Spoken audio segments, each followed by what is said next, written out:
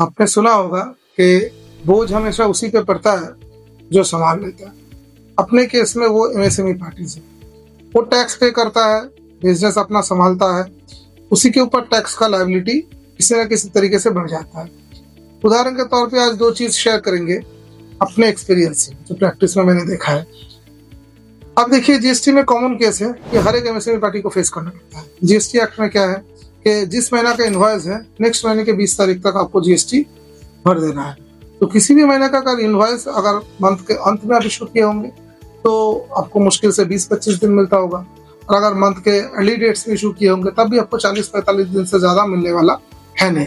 लेकिन सामने वाले पार्टी को 180 दिन टाइम मिलता है। जीएसटी एक्ट कहता है कि आप अगर 180 दिन तक पेमेंट कर देते हो तब भी आपको क्रेडिट मिल जाएगा। वो क्रेडिट कब ले रहा है? जिस महीने का इनवॉइस है, नेक्स्ट महीने के 14 तारीख को जैसे ही दिख रहा है जीएसटी 2 में, वो अपना क्रेडिट अवेल करके जीएसटी 3 भी 20 तारीख को भर दे रहा है। तो उसको तो क्रेडिट नेक्स्ट महीना में मिल गया, लेकिन आपको पेमेंट नहीं मिल रहा। वो मिलने के लिए उसके पास बहुत सारा टाइम है। अब इस चीज को ठीक करने के लिए एमएसएमई एक्ट में गवर्नमेंट ने एक प्रावधान लाया कि हर एक एमएसएमई पार्टी को विद इन 45 डेज पेमेंट मिल जाना चाहिए।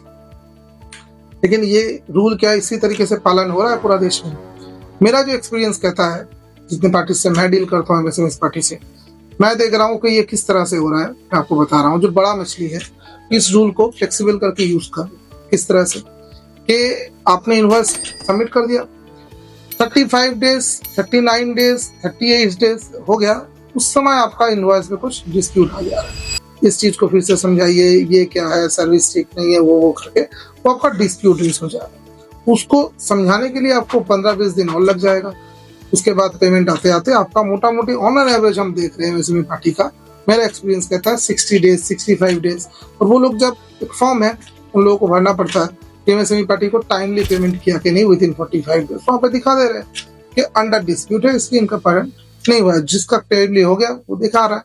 तो प्रॉब्लम क्या हो जा रहा है कि पार्टी को, एमएसएमई पार्टी को भुगतना पड़ रहा है। उसका पेमेंट वो डिले होके 60-65 डेज लगे जा रहा है, तो उसको वर्किंग कैपिटल ब्लॉक हो रहा है। तो हालांकि ये रूल गवर्नमेंट का बहुत ही बढ़िया था, लेकिन उसका पूरा बेनिफिट उसको नहीं मिला।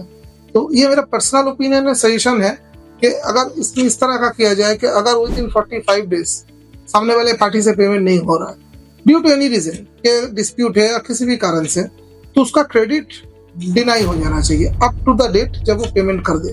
ये रूल अभी भी 180 दिन के लिए, 180 दिन के अंदर पेमेंट अगर आप नहीं करते तो आपका क्रेडिट डिनाई हो जाता है। जब आप पेमेंट करते हैं तब आपको मिलता है।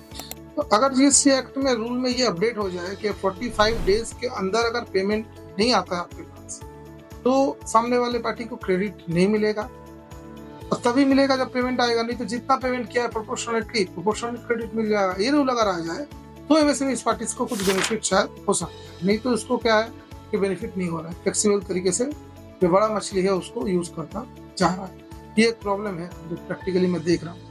तो हो क्या रहा है, मान लीजिए कि आपने माल खरीदा था 2 साल पहले, पेमेंट कर दिया था, यूज कर लिया, क्रेडिट ले लिया, आगे बढ़ गए, रिटर्न भर दिए, जीएसटी रिटर्न सब हो गया आपका, ऑडिट कर दिए, अकाउंट्स कर लिए, ऑडिट कर लिए, सब हो गया।